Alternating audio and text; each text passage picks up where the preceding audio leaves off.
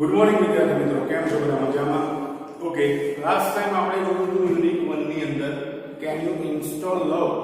આ પાઠની અંદર આપણે જોયું હતું કે એક કસ્ટમર છે કે જે પોતે અસક્ષમ છે, ટેકનિકલી યાંત્રિક રીતે કમ્પ્યુટરની અંદર લવ પ્રોગ્રામ ઇન્સ્ટોલ કરવા માટે અસક્ષમ છે. તો એ પોતે કસ્ટમર સર્વિસ રિપ્રેઝેન્ટેટિવની મુલાકાત લે છે અને તેમના દ્વારા કેટલાક સૂચનોનું પાલન કરીને તેમના કમ્પ્યુટરની અંદર જે લવ પ્રોગ્રામ સ્થાપિત કરવાની પદ્ધતિ છે તેને અનુસરે છે તેમની સૂચના પ્રમાણે. તો અહીંયા કેટલાક ખરાબ પ્રોગ્રામ જે કાર્યરત છે તેને તે શું કરે છે? દૂર કરવા માટેની સૂચના આપે છે અને તેના દ્વારા તેમને સમજાવવામાં આવે છે કે ભાઈ તમારે શું કરવું પડશે? બીજા અન્ય લોકોના હૃદય સાથે જોડાવવું પડશે, તો તમે આ લવ પ્રોગ્રામને સ્થાપિત કરી શકશો.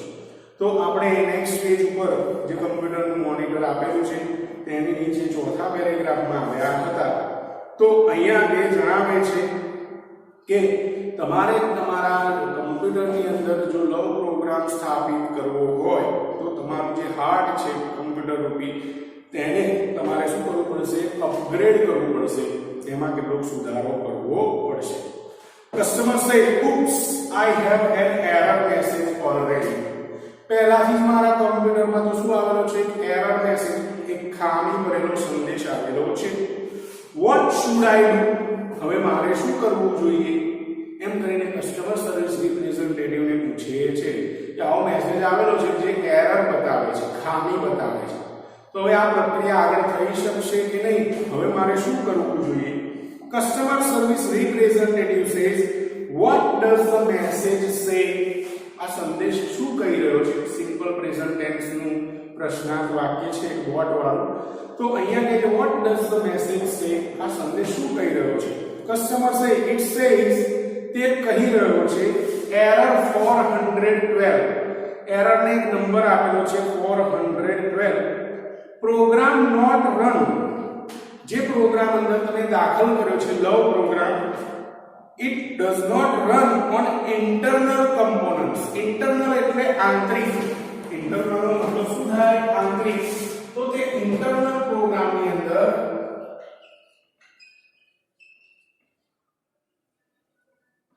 કાર્યરત થયો નથી. આંતરિક ભાગ જે છે તેની અંદર કાર્યરત થયો નથી. and what does that mean? તેનો મતલબ શું થયો? કસ્ટમર સર્વિસ રિપ્રેઝેન્ટેટિવ સે, ડોન્ટ વરી મેડમ, ચિંતા કરશો નહીં. That's a common problem. Common એટલે એક સામાન્ય, આ એક સામાન્ય સમસ્યા છે. આવો મેસેજ આવ્યો છે એરરનો, એક સામાન્ય સમસ્યા છે. ઇટ મીન્સ ધેટ, તેનો મતલબ છે કે the love program is set up. અહીંયા જે લવ પ્રોગ્રામ તમે અંદર ઇન્સ્ટોલ કરી રહ્યા હતા, it is set up. Set up એટલે સ્થાપિત થઈ ગયું. સેટ અપ નો મતલબ શું થાય? સ્થાપિત થવું. તો તે લવ પ્રોગ્રામ સ્થાપિત થઈ ગયો છે ટુ રન, કાર્યરત થવા માટે ઓન એક્સટર્નલ હાર્ડ. એક્સટર્નલ એટલે બાહ્ય. હવે કોલેજમાં જશો તો એક્સટર્નલ માર્ક હશે, બરાબર છે? તો એક્સટર્નલ એટલે બાહ્ય, બાહ્ય ગુણ મળે છે ત્યાં. તો અહીંયા બાહ્ય રીતે કાર્ય કરવા માટે શું થઈ ગયો છે? તૈયાર થઈ ગયો છે.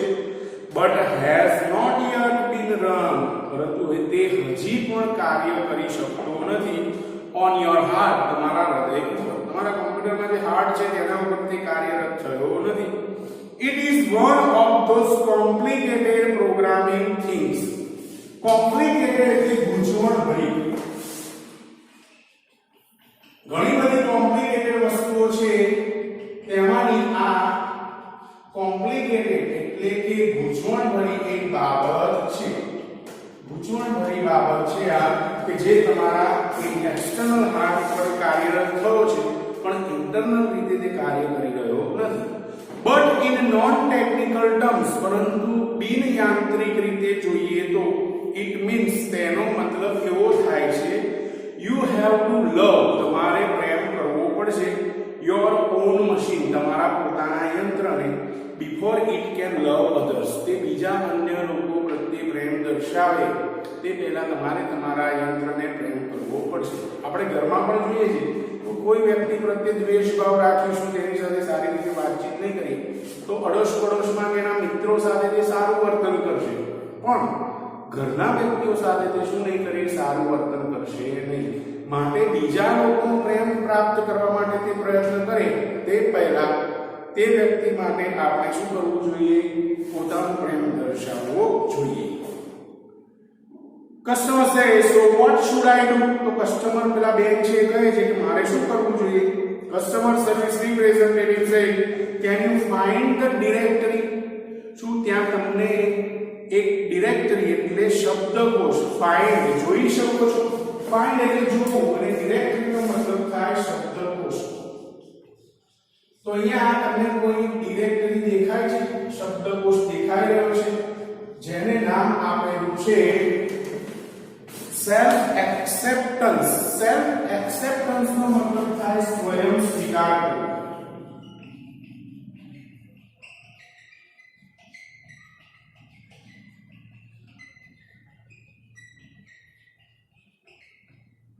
સ્વયં સ્વીકારવું એવો મતલબ થાય. પોતાની ભૂલ જાતે સ્વીકારીશું તો આપોઆપ બધા આપણને શું કરશે? પ્રેમ કરવા લાગશે. તો તમને અહીંયા એક ડિરેક્ટરી દેખાય છે જેને સેલ્ફ એક્સેપ્ટન્સ નામ આપેલું છે. Customer say yes I have it. હા, મારા કોમ્પ્યુટરમાં એ ડિરેક્ટરી છે. Customer service representative say excellent.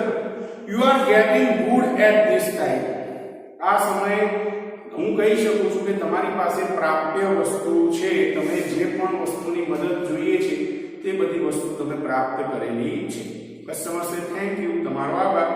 Customer service representative સે યુ વેલકમ. હંમેશા હું તમારું સ્વાગત કરું છું. ક્લિક. માઉસ વડે ક્લિક કરો ઓન ધ ફોલોઇંગ ફાઇલ્સ. નીચે દર્શાવેલી કેટલીક ફાઇલ્સ છે તેના ઉપર ક્લિક કરો and then copy them. Copy કરવું એટલે નકલ કરવી લેવી, યાની કોપી કરી લેવી. આપણે નથી કહેતા ટેક્સ્ટ બુક કોપી કરીએ છીએ તો એવી રીતે કોપી કરવાનું કહે છે. To the my heart directory. My heart નામની ડિરેક્ટરી છે ત્યાં તેને કોપી કરી લો કેટલીક ફાઇલો. કઈ કઈ ફાઇલો છે તો અહીંયા લખીએ forgive self. forgive એટલે માફ કરવું. forgive એટલે શું કરવું? માફ કરવું. તો અહીંયા જાતે શું કરતા શીખો? માફ કરતા શીખો. પહેલી ફાઇલનું નામ છે forgive self. then self esteem. self esteem નો મતલબ થશે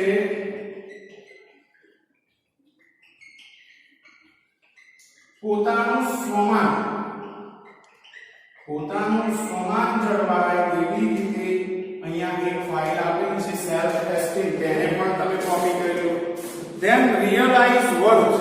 realize worth નો મતલબ થશે મૂલ્ય સમજવું. just realize worth જેનો મતલબ થશે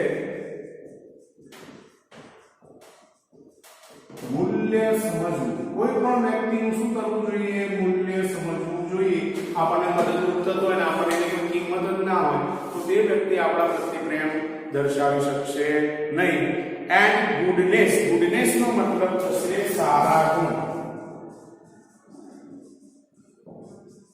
તો તેનામાં રહેલા સારા ગુણ જે છે તે પણ તમારે કોપી કરી લેવાના છે. ગુડનેસ .document નામની ફાઇલ છે તેને પણ કોપી કરવાની છે. તો ચાર ફાઇલ સારામાંની છે, સારી ફાઇલ છે જેને માય હાર્ટ ડિરેક્ટરીમાં કોપી કરવાની છે. પહેલી છે forgive self.document. પોતાની જાતે માફ કરતા શીખો. સેલ્ફ એસ્ટીમ સ્વયં પોતાનું શું કરો? મૂલ્ય જાળવી રાખો. .txt નામ આપ્યું છે. realize worth.txt એટલે કે પોતે મૂલ્ય સમજો કોઈ વ્યક્તિનું તેવી એક ફાઇલ છે. and goodness.document અને કોઈ સારા ગુણ રહેલા છે એવું એક ડોક્યુમેન્ટ ફાઇલ છે તેને તમે કોપી કરી લો માય હાર્ટ ડિરેક્ટરીની અંદર. the system will override any conflict file. conflict એટલે કેવી? તો આપણે કહી શકીએ છીએ કે ભાઈ જે ખરાબ હોય. conflict એટલે મૂંઝવણ હોય.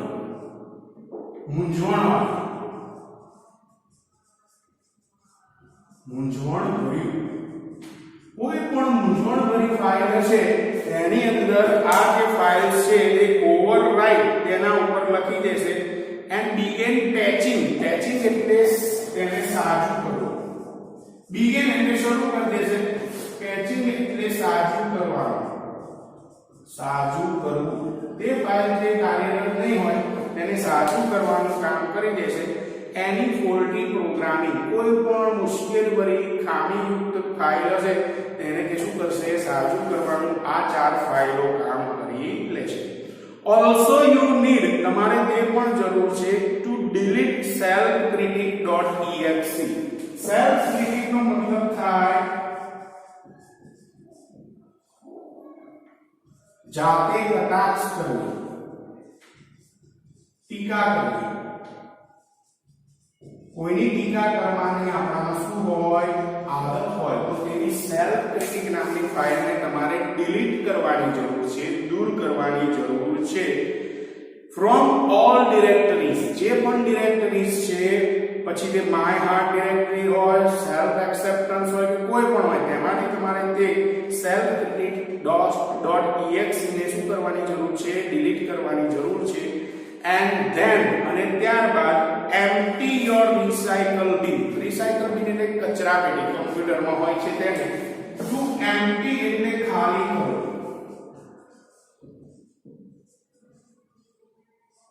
એટલે ખાલી કરું. તો અહીંયા તેને પણ જે ફાઇલો ડિલીટ કરીને આપણે કચરા પેટીમાં ભેગી કરીએ છીએ, તો કચરા પેટીને પણ ખાલી કરવાની જરૂર છે. afterwards, થોડાક સમય પછી, to make sure એટલે ખાતરી કરવી, to make sure તે બાબતની શું કરી લો, ખાતરી કરી લો.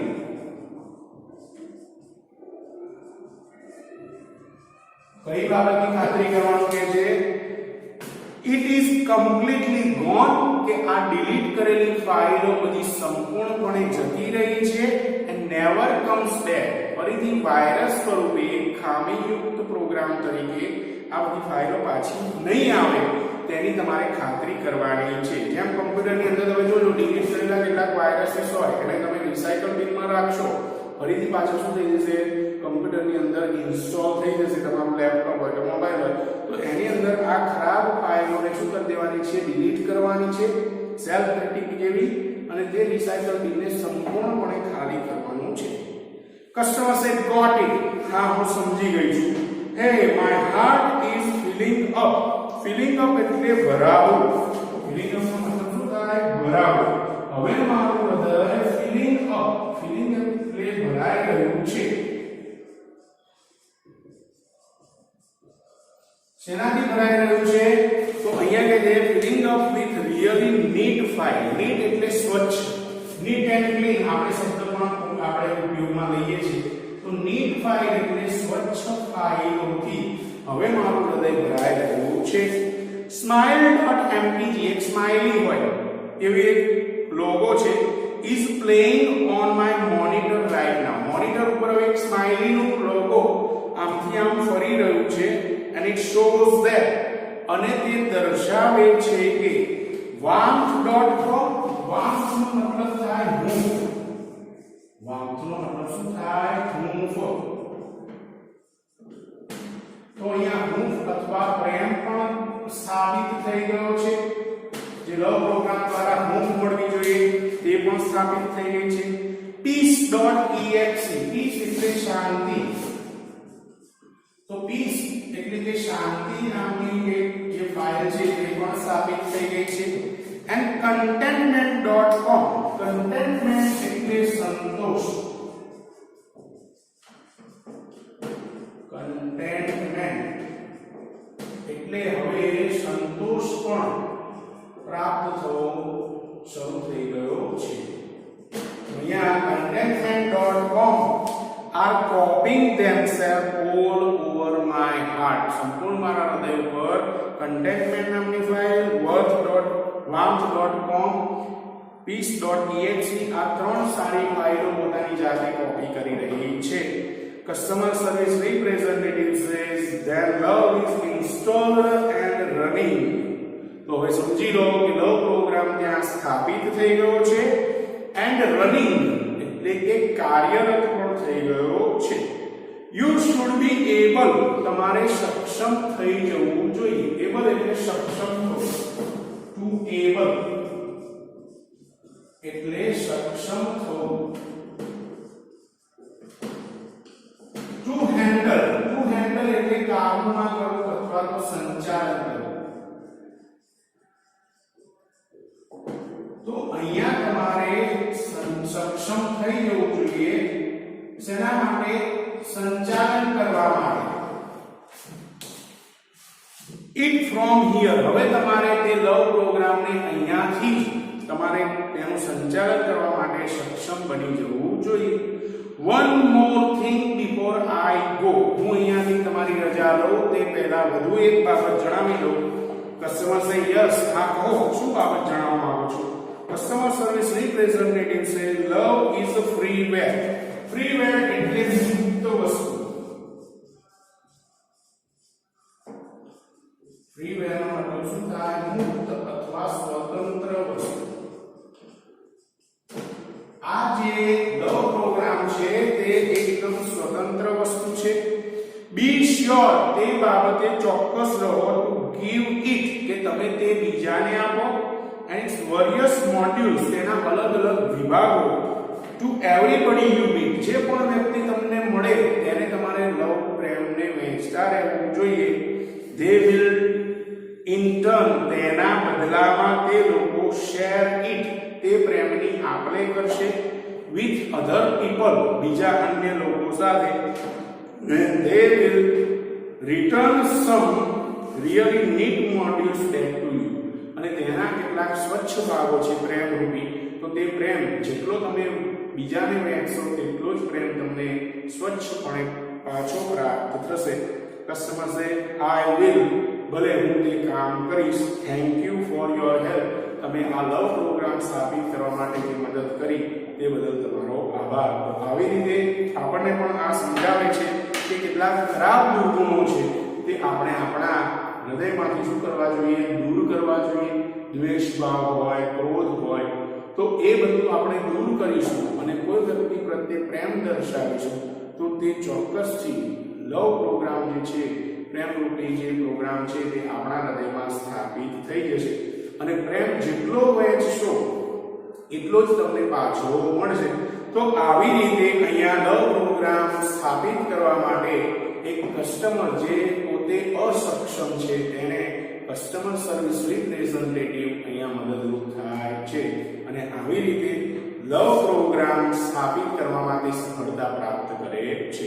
અને તેના કારણે તેના પરિણામ સ્વરૂપે તેમને વાર્મથ એટલે હૂંફ અથવા પ્રેમ મળે છે. પીસ એટલે શાંતિ મળે છે. અને કન્ટેન્ટમેન્ટ એટલે કે તેમને સંતોષ પ્રાપ્ત થવા લાગે છે.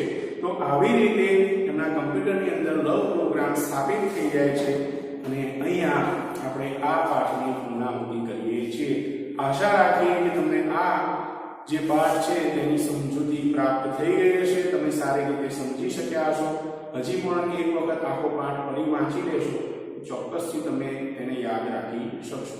નેક્સ્ટ ટાઈમ બીજા યુનિટ સાથે આપણે મળીએ છીએ. Till then